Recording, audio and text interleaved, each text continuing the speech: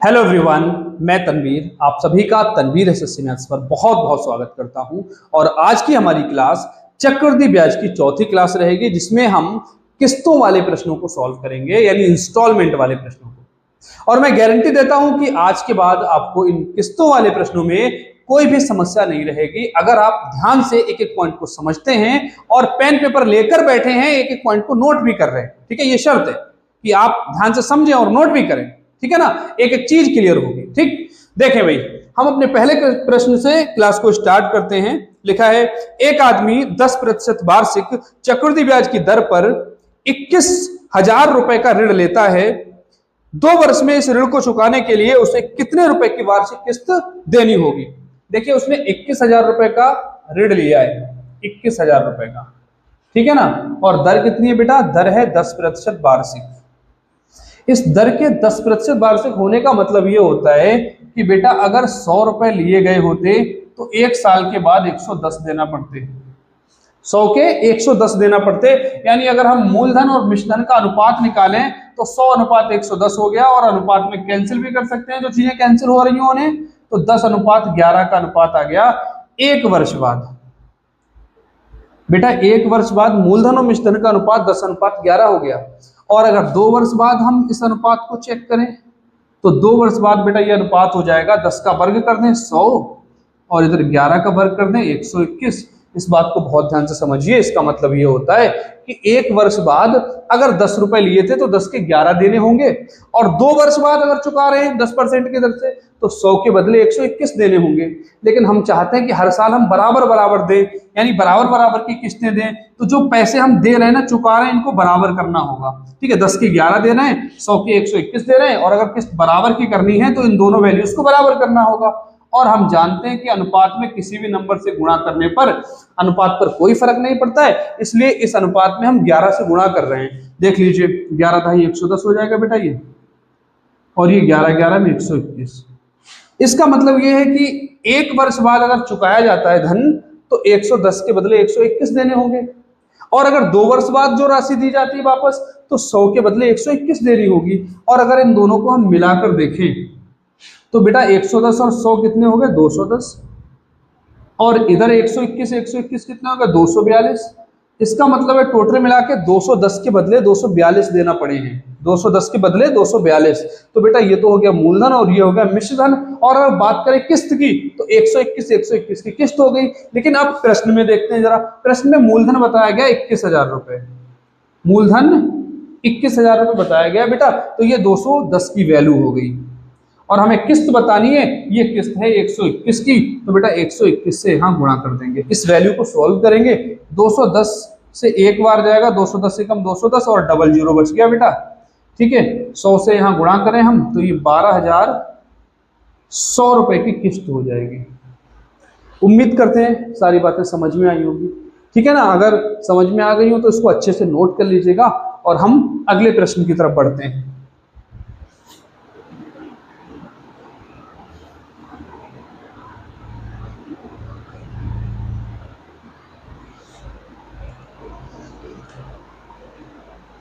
देखिए भाई, अगला प्रश्न है, 11,000 रुपए की धनराशि का ऋण लिया गया, उसे 2 एक समान वार्षिक किस्तों में वापस करना है। यदि उस पर चक्रवृद्धि ब्याज 20% वार्षिक हो तो प्रत्येक किस्त की धनराशि कितनी होगी। बहुत ध्यान से समझिए। यहां पर बताया गया कि 11,000 रुपए का धन उधार लिया गया था, यानी ये मूलधन है बेटा, और दर दे रखी है 20% वार्षिक। इस बात का मतलब ये है कि मूलधन और मिश्रधन का जो अनुपात है वो 100:120 हो जाएगा। इसको हम काट सकते हैं, 0 से 0 कट गया, 2 से और काट सकते हैं, 2 पंजे 10 और 2 छंग 12, यानी 5:6 हो गया मूलधन और मिश्रधन का अनुपात 1 वर्ष बाद। ये 1 वर्ष बाद का अनुपात हो गया। और अगर हमें 2 किस्तों में चुकाना है, यानी 2 वर्ष बाद का अनुपात निकालना है बेटा, तो इसका वर्ग कर देंगे। 5 का वर्ग हो गया 25 और 6 का वर्ग हो गया बेटा 36। और अगर हमें बराबर किस्तों में चुकाना है धन को तो हम इस वैल्यू को करेंगे बराबर, जैसे अभी पिछले प्रश्न में किया था। तो 36 बनाने के लिए 6 में 6 से गुणा कर दें, यानी इस अनुपात में हम 6 से गुणा कर देंगे, तो ये बन जाएगा बेटा 6 पंजे 30 और 6 छंग 36। तो टोटल मिला के अगर हम देखें तो 30 और 25 कितना हो गया बेटा? 55, और इधर 36, ये 36 हो गया, 6 36, इधर 36 36 हो गया बेटा 72। तो इसका मतलब है 55 के बदले 72 चुकाने होंगे 2 वर्ष बाद, जो कि 72 चुकाने पड़ रहे हैं वो 2 बार में 36 36 करके, तो 36 की बेटा किस्त हो गई है ना। अब यहाँ मूलधन दे रखा था 11,000 रुपए, तो ये जो 11,000 है वो 55 की वैल्यू हो गई ना, और हमें किस्त बतानी है कितने रुपए की, किस्त है बेटा 36 रुपए की, 36 से गुणा कर देंगे, 36 की वैल्यू निकालना है हमें, ठीक है। तो 11 से काटने बेटा, 11 एकम 11, 1,000 हो गई, और 11 से 5 बार चले जाएंगे, 5 से ये और कट सकता है, 5 दूनी 10 और डबल 0, तो 200 की बेटा 36 से अगर गुणा करी जाए तो 36 दूनी 72 और डबल 0, यानी 7,200 रुपए की किस्त देनी होगी। बहुत ही ध्यान से एक पॉइंट को समझिए, ठीक है। उम्मीद करते हैं समझ गए होंगे। मैं इसको इरेज कर रहा हूं।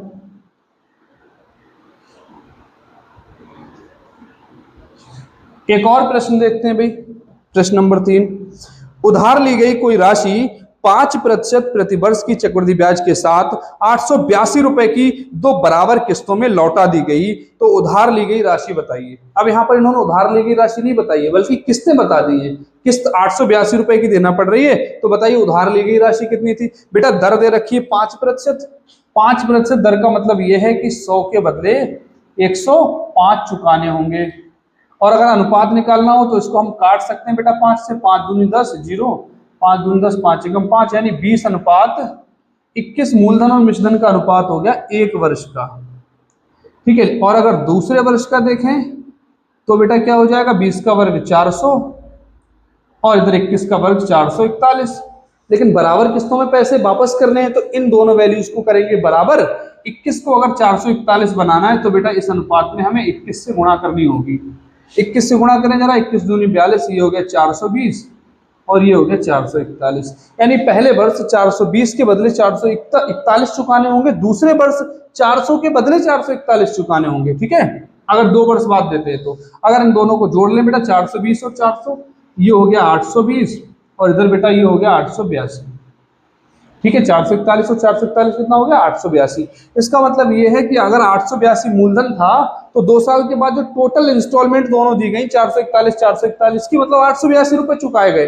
लेकिन हमें किस्त बताई गई बेटा 882 रुपए की, हमें क्या बताया गया है, किस्त। ये मिश्रधन नहीं है, ये किस्त बताई गई, यानी ये 441 की वैल्यू है, ये है 441 की वैल्यू।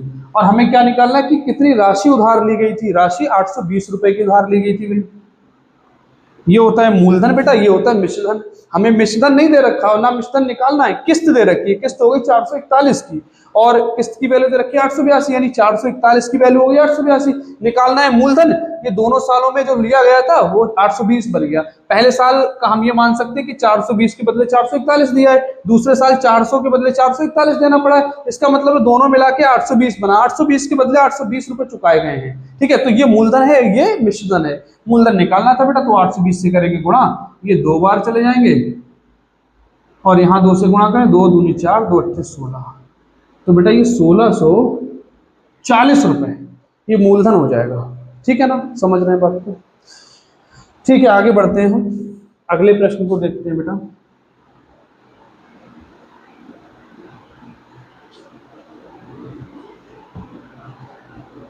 देखिए अगला प्रश्न है, भवन निर्माता ने 2550 रुपए उधार लिए, उसे 4% वार्षिक चक्रवृद्धि ब्याज की दर पर 2 वर्षों के अंतराल से 2 वार्षिक किस्तों में लौटाने थे, तो प्रत्येक किस्त कितने रुपए की होगी। बहुत ही ध्यान से समझिए, यहाँ 4% की दर बताई गई है, यानी 100 के बदले 104 चुकाने थे। अगर अनुपात में हम देखें, अनुपात निकालना चाहें मूलधन और मिश्रधन का, तो बेटा ये 4 से कट सकता है, 4 से ये 25 बार चले जाएंगे और ये 26 बार चले जाएंगे, यानी 25:26 का अनुपात हो गया बेटा।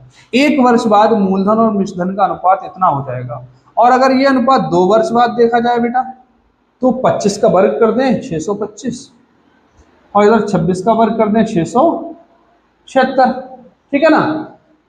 26 का वर्ग 676। अब अगर वार्षिक किस्तों में चुकाना है धनराशि को, तो बेटा वार्षिक किस्त बराबर की रखना है, तो 26 और 676 को बराबर करने के लिए हम इस अनुपात में 26 से गुणा कर दे रहे हैं। 26 से जब यहाँ गुणा करेंगे बेटा तो ये हो जाएगा 676 और 26 से 25 में गुणा करें, देखिए 25 की 25 से गुणा 625 होती है और करना है 26 से, तो 625 में 25 और जोड़ दें, यानी ये हो गया 650।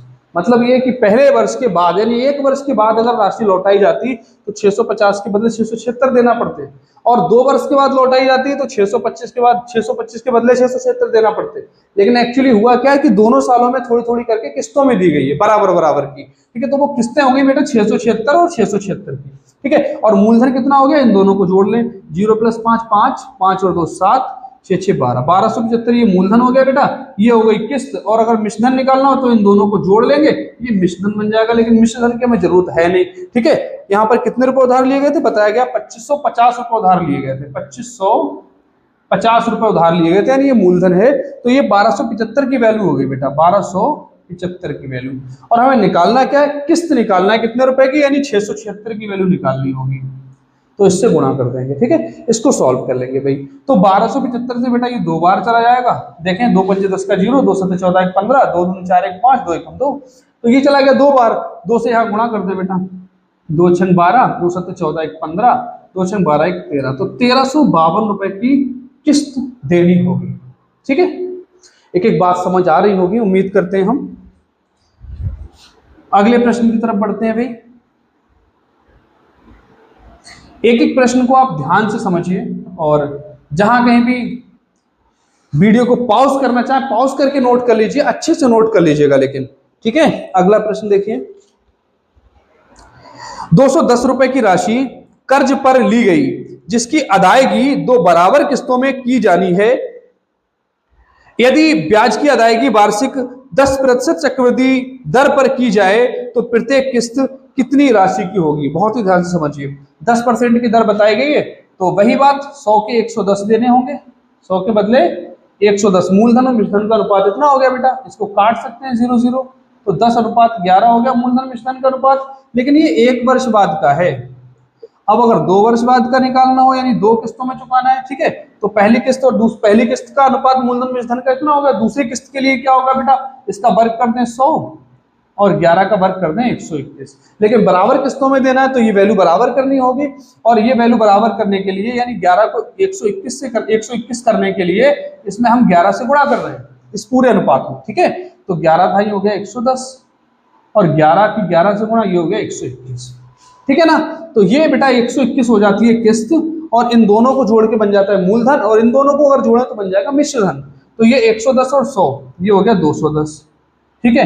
और ये हो गया 242, ये मिश्रधन हो गया, ठीक है। और अगर किस्त की बात करें तो बेटा ये 121 जो है ये किस्त हो जाएगी, ठीक है, ये हो जाएगी किस्त, ठीक है ना।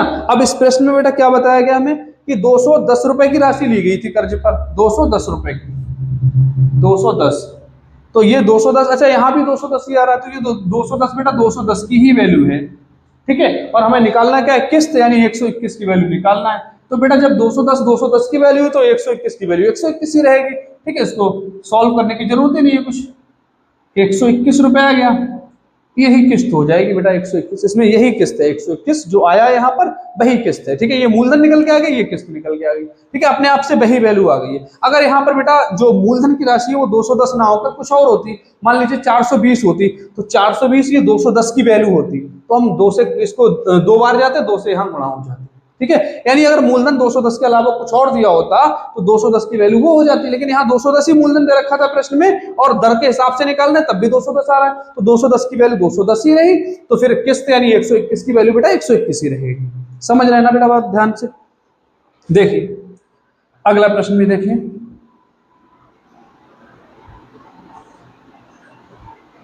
देखिए अगला प्रश्न है, X रुपए की एक राशि उधार ली गई, यानी यहां बताया नहीं गया कितने रुपए उधार लिए गए, ठीक है, और उसका 35,280 रुपए की 2 बराबर किस्तों में भुगतान किया गया। जो किस्त दी गई है वो 35,280 रुपए की दी गई है।